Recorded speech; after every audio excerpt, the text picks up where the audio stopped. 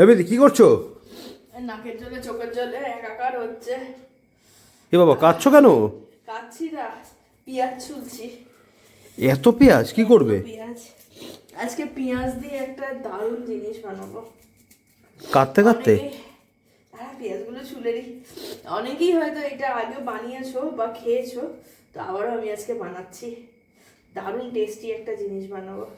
তা বলে একদমই এটা পেঁয়াজের সবজি না। তো এরকম ছোট ছোট সাইজের অনেকগুলো পেঁয়াজ নিয়ে নিয়েছি, আর সেই পেঁয়াজগুলোকে ভালো করে খোসা ছাড়িয়ে এরকমভাবে পরিষ্কার করে, আর ছোট সাইজেরই পেঁয়াজটা লাগবে, সাদা পেঁয়াজটা পেলে আরও ভালো হয়। এরকম সামনের দিকে এরকম হালকা করে এরকমভাবে কাট দিয়ে নেবো, দিয়ে এরকম জলের মধ্যে ভিজিয়ে নেবো। আবারও একটা দেখিয়ে দিচ্ছি। ভালো করে খোসা ছাড়িয়ে হালকা করে স্কোয়ার একটা কাট এরকম দিয়ে নিতে হবে। তো এখানে সব কটা পেঁয়াজই ধোয়া হয়ে গেছে। মোটামুটি 500 গ্রাম মতো পেঁয়াজ এখানে রয়েছে। ভালো করে জলে পরিষ্কার করে ধুয়ে নেবো সুন্দর করে।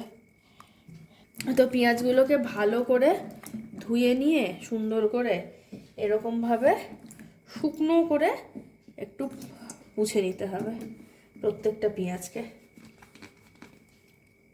এরকমভাবে পেঁয়াজগুলোকে একটু ভালো করে মুছে নিয়ে এইরকম একটা গ্লাস জার নিতে হবে, আর গ্লাস জারটা যেন একদম পরিষ্কার থাকে। এরকম একটা গ্লাস জারের মধ্যে এই পেঁয়াজগুলোকে দিয়ে দেবো।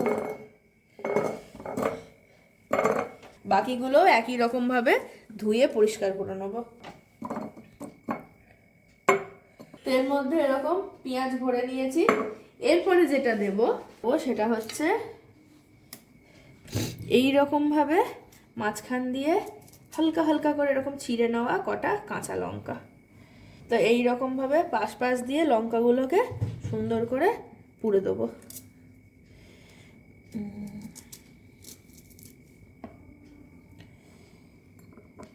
এই যে পেঁয়াজ দিয়ে দিলাম। তো মোটামুটি পেঁয়াজ আর কাঁচা লঙ্কা এক ভাজার ভরা হয়ে গেছে।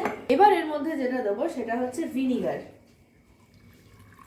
মানে ভালো অ্যামাউন্টে ভিনিগার দিতে লাগবে।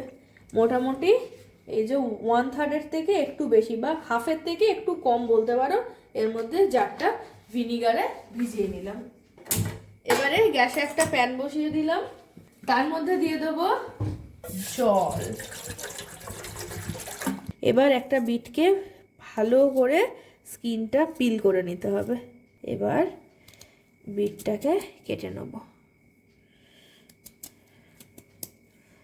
পাতলা পাতলা করে কাটবো আর এর ভেতরে ছেড়ে দেবো। এই যে একদম পাতলা পাতলা করে কাটবো আর এর ভেতরে এরকমভাবে ছেড়ে দেবো। একদম এখানে আমি অর্ধেক বিট ব্যবহার করলাম। এইবার আর কিছুই না, এর মধ্যে দিয়ে দেবো সামান্য নুন।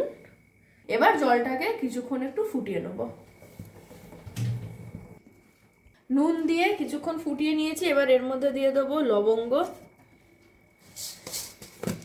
আর দিয়ে দেবো বেশ কিছুটা চিনি।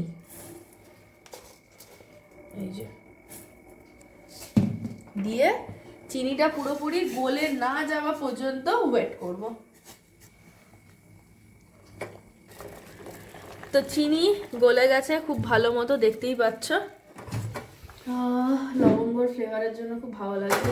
এবার গ্যাসের ফ্লেমটাকে বন্ধ করে এটাকে একটুখানি ঠান্ডা করে নেব। তো মোটামুটি এটা হালকা একটু ঠান্ডা হয়ে গেছে। তো এবার এটাকে এরকমভাবে ছাঁকনি দিয়ে ছেঁকে সুন্দর করে পুরো ফিল করে দিতে হবে ওপর পর্যন্ত, বাস। আর এর মধ্যে কয়েকটা এরকম বিটরুট দিয়ে দেবো, সুন্দর কালার আসবে। সব কটাই দিয়ে দিলাম। দেখছো কি সুন্দর একটা লাল কালার এসছে।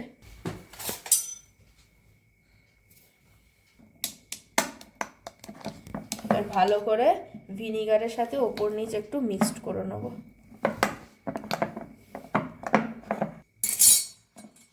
এই যে ফাইনালি আমাদের তৈরি হয়ে গেছে একদম নর্থ ইন্ডিয়ান স্টাইলে একদম সিরকাওয়ালা পেঁয়াজ, যেটা এইটা মোটামুটি আলুর পরোটা, ছোলে ভাটুরে, তারপরে এমনকি পাও ভাজি সব কিছুর সাথে খেতে ভালো লাগে। ইভেন নর্মাল ডাল ভাত মানে ডাল ফ্রাই ভাত এইসবের সাথেও খেতে খুব ভালো লাগে। এবার এটাকে একটুখানি মুখটা এরকমভাবে একটা কাপড় দিয়ে ঢেকে, মানে একদম সিম্পল আচারের প্যাটার্ন, আর কিচ্ছু নেই এখানে, কোনো রকেট সায়েন্স না, একদম সিম্পল আচারের প্যাটার্ন। আচারের বয়াম আমরা যেরকমভাবে আটকাই ওই রকমভাবে একটা সুতো দিয়ে সুন্দর করে বেঁধে নেবো, মুখটা একটু টাইট করে বেঁধে নেবো, ব্যাস। তো এইটা এরকমভাবে আমরা ওভারনাইট রেখে দেবো, আর ইভেন ঠান্ডা হয়ে গেলে এটাকে আমরা ফ্রিজে স্টোর করে রাখবো। আর মোটামুটি সব ডিশের সাথে এটা মানে দারুণ লাগে খেতে, বিশেষ করে পাও ভাজি, ছোলা ভাটুরা এরকম টাইপের মানে নর্থ ইন্ডিয়ান খাবারগুলোর সাথে এটা জাস্ট অসাধারণ লাগে খেতে। তো আজকের রেসিপি এই সিরকাওয়ালা পেঁয়াজ তোমাদের কিরকম লাগলো অবশ্যই কমেন্ট করে জানিও। আর কারা কারা এটা ট্রাই করেছো, কারণ এটা কিন্তু আমাদের মানে ডেইলি লাইফে মানে প্রত্যেকের বাড়িতে জেনারেলি এটা হয় না। তো কারা কারা এটা ট্রাই করেছো বাড়িতে অবশ্যই কমেন্ট করে জানিও, কারা কারা রেস্টুরেন্টে ট্রাই করেছো, যারা বাড়িতে এখনো ট্রাই করোনি ফটাফট ট্রাই করো, আর অবশ্যই করে আমাকে জানিও যে কেমন লাগলো। তো আর কি আজকের ভিডিও কেমন লাগলো অবশ্যই কমেন্ট করে জানিও, ভালো লাগলে একটা লাইক শেয়ার করে দিও। So see you in the next video, till then bye by.